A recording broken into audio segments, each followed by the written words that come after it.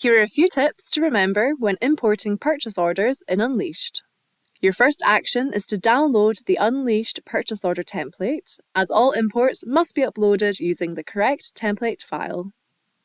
Purchase orders must be unique for an existing product. Do not enter an existing order number. We recommend importing open orders. If you import completed orders, all orders are imported with a parked status and you must manually complete the orders. This will affect your stock on hand values. The unit price for the template is the unit price on the purchase order imported.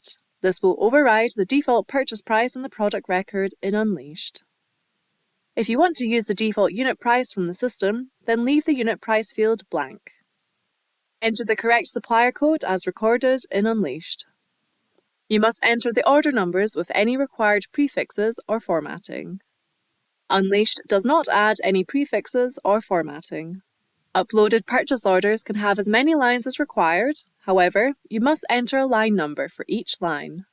Multiple purchase orders can be uploaded on a single template. Something to watch out for is that if you delete a cell from the sheet and then upload it into Unleashed, that information will be removed from the system.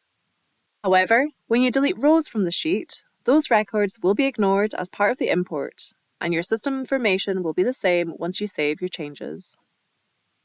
It is recommended that you upload the sheet into Unleashed straight away without opening it in between, as you will lose any formatting added to the sheet.